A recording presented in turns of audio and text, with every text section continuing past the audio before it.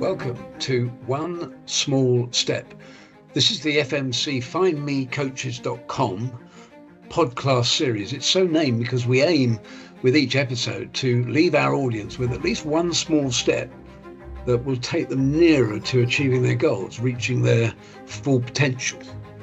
I'm Colin Newbold and I'm the founder of FMC, which is a coaching platform where you can find certified and experienced professional coaches who work with clients across a wide variety of areas.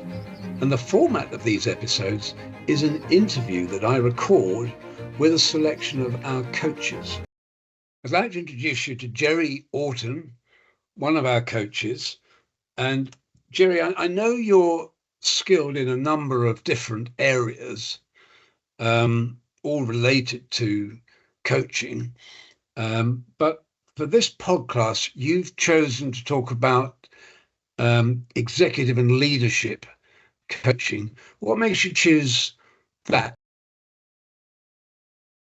Well, I think for me, leadership is so important in organisations, and throughout my work experience in my career, I've worked with some leaders that have been able to inspire me and motivate me and enable me to challenge myself as well. And when that spark's ignited in leaders, I think it's fantastic. And leadership could also be quite a lonely place for people, and especially at an executive level. And having someone from outside the organisation, like myself, who can coach them and mentor them, is a bonus to that person, and bring in world's experience of leadership and at the executive level. And I think it's important to be able to share that with leaders and executives and bring that external influence to them. Yeah, very useful. You mentioned mentoring in there. I mean, what do you see as the difference between coaching and mentoring? Well, coaching is more of building up a relationship and listening to that person and not sort of leading them. Mentoring is probably a little bit more about giving people ideas and leading them to solutions and more telling them about solutions rather than getting that or igniting that hidden spark in someone as coaching is about. Yeah, I guess coaching you don't need to be experienced or skilled in the specific field that the coachee is employed in, but mentoring suggests that you have got some experience of that field and you can offer advice and guidance. Yeah, I'd agree with that, and I think also coaching, it's about building up that relationship and bringing that external influence to that person. It's about the person, so it's person-centered. So it doesn't need necessarily to be subject specific to a specific industry. Yeah. Somebody I once knew said that a way to prove yourself as a coach, and he used the football analogy. He said, if you've coached a footballer to score a goal, that's great. And if you've actually been a footballer, that could be great too. But neither of those, he said, are as important as being world class at coaching. Indeed. You can coach anybody, not just a footballer. Yeah. So what type of people are your typical clients, Jerry? There's sort of a range of people which I've coached, from experienced leaders and managers who have been in positions for many years and very experienced, and have just come to a point where they need some external influence and someone with an external view to talk to them, and help them to realise new ideas and new ways of working. And then that all goes back to sort of down to people who are newly starting up as leaders, and they maybe are looking for the next rung in the career ladder and not sure how to go about that or what steps to take to get there. And then there's also people that are setting up their own organisations, their own business, and they need some direction and some coaching around where to go with that, and sort of helping them overcome their sort of fears and their nerves about going out on their own. Yeah, yeah. How would you describe your coaching style, Jerry?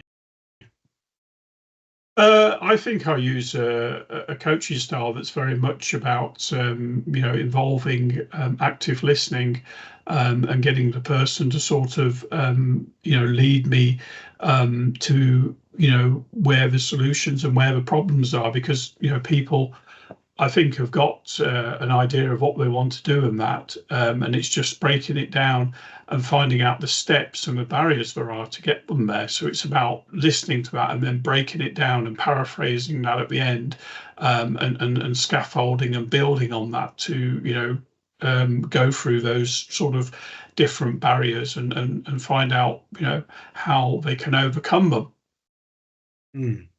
Well, you mentioned scaffolding there. Say more about that. I mean, scaffolding is a sort of a way of when someone talks to you, you sort of note the sort of the key conjunctures that they're finding difficulty with or challenged with, and then you sort of would sort of work upwards through those or down from the top to the bottom, to discuss those and challenge that person to find out why they find difficulties with them. So it's about having an active listening approach, and then finding out where those barriers and issues and perceived challenges are, and then going back over those to reinforce them and find out where their inner strength is. Okay, yeah, thank you. So how do you approach new coachees to ensure they're feeling comfortable?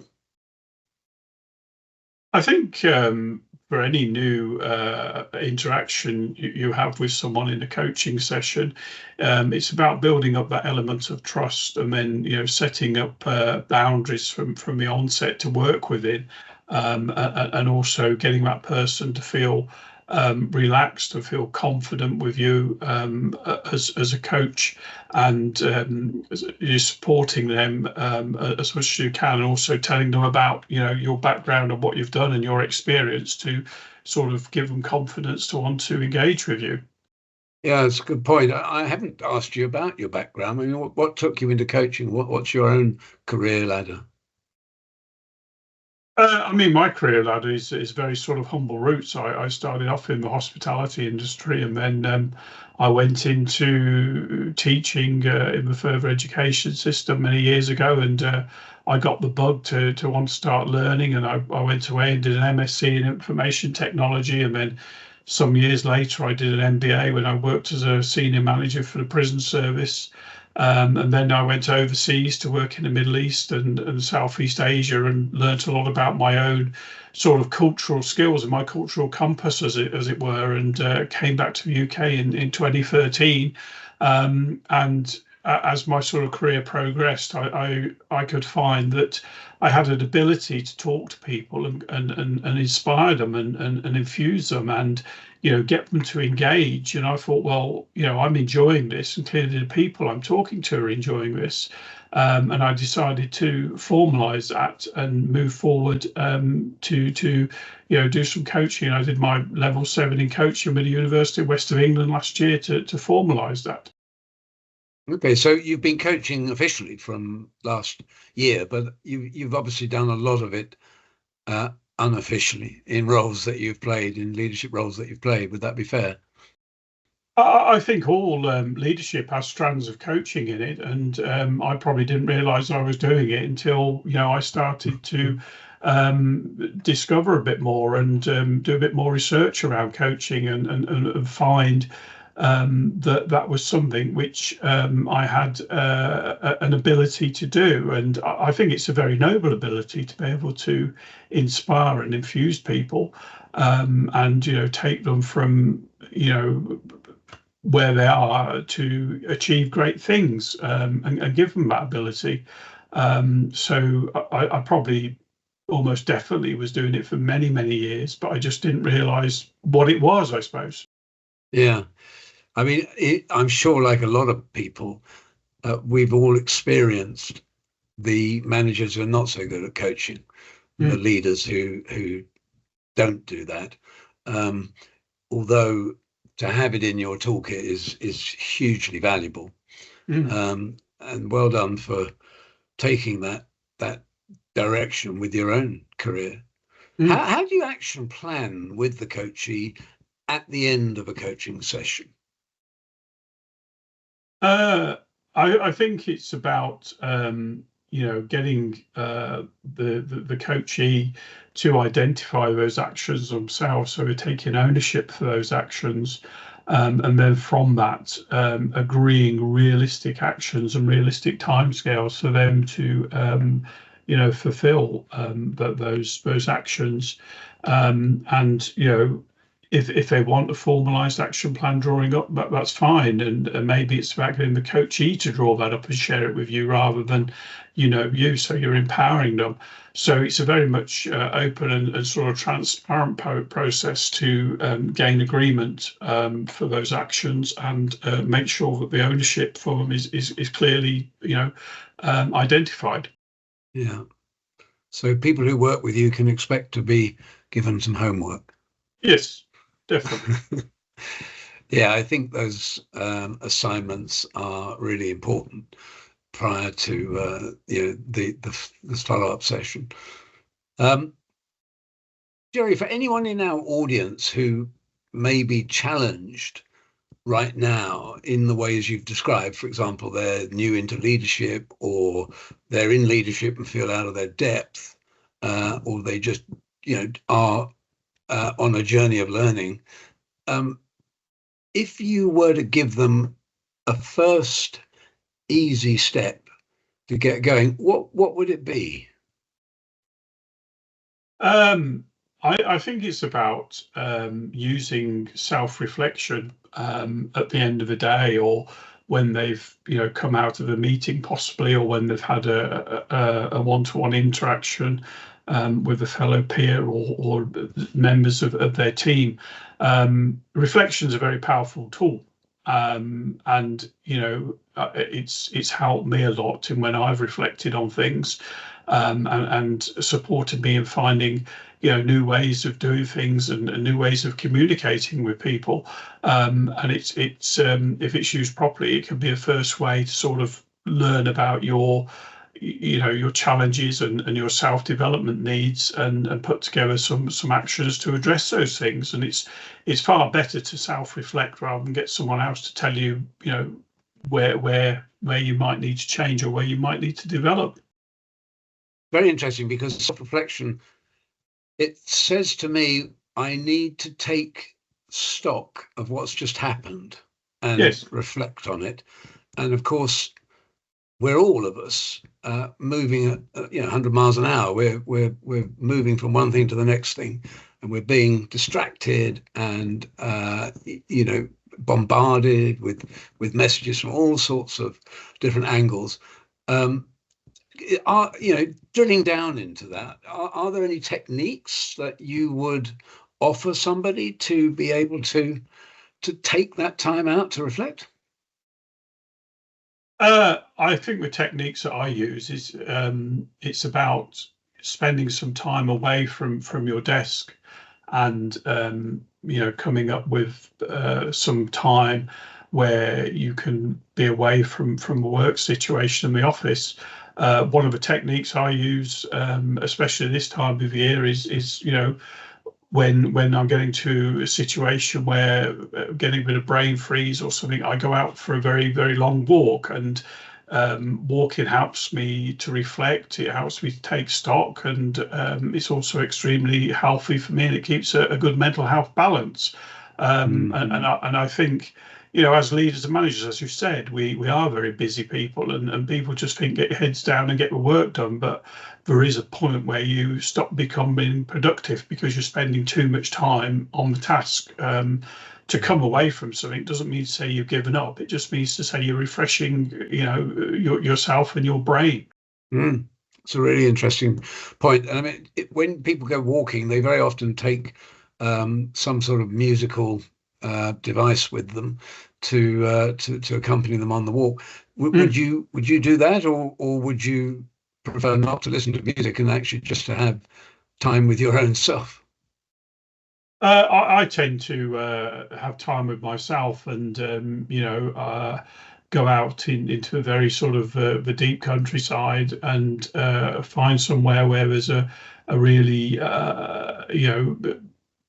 beautiful view or vista to look at and sit down and just, take stock of that. And when you see those things in front of you and you look around you, it gives you a sort of a balance to think a bit more clearly. Yeah. When I was first a manager, we won't say how long ago that was, I was given a device to use for reflection, whether it was self-reflection or working with my team. And the device was very simple. I might even put a picture of it in the recording, but the idea was that you took a piece of paper, like a piece of A4, and you put a line down the middle, and you put a line about an inch down from the top, and then everything on the left of that line, so from where you're sitting, this side, would be things that went well, and everything on the right-hand side were things that could have gone better. So you're reflecting on a particular challenge or issue or event, something that just happened, and you simply draw this up, write a list of all the things that went well. You start there, then all the things that could have gone better, and you draw a line about halfway down that right hand side, and you put in 2 letters DD, do differently. What am I going to do differently next time? That, I think they call that the T chart review. Because it looks like a T when you've drawn it on the page. But yeah, it's another way of reflecting. Perhaps when you don't have the luxury of going for a walk, you could do that at your desk. It is a good way of self-reflecting. It's also referred to as a force field analysis. So it's about how you move things from the negative into the positive, and how you get them to where they should be. And I think self-reflection has also taught me to cut out a lot of noise that's going on, and to focus on positive things, and not always the minutiae, because that's what can drag you down as a leader. Yeah, absolutely. Catch yourself doing things right, as Ken Blanchard would have said. Yeah. So, Jerry, thanks ever so much. That's been really helpful. This podcast series is known as One Small Step, and I think we've given the audience at least one of those to help them move forward. So many thanks, and I wish you well for the future. Thank you very much, Colin. Thank you. Thank you. Thank you for watching. I hope you found that valuable. You got something from it. Now, you may be looking for coaching in that area or a different area, completely unrelated to what was shown in the episode. The best place to go to find out more is our website, which is www.findmecoaches.com. You'll see it on the screen now. And you'll see a variety of coaches in very many different areas of coaching. So you may have an issue or a challenge or an event coming up, or maybe you've just had an interaction with somebody and you really need some help through coaching.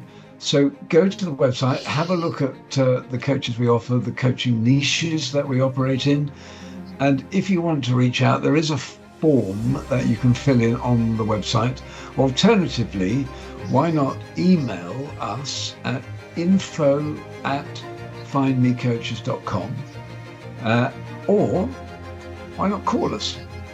Our number is +44 if you're outside of the UK, 0203 988 6666.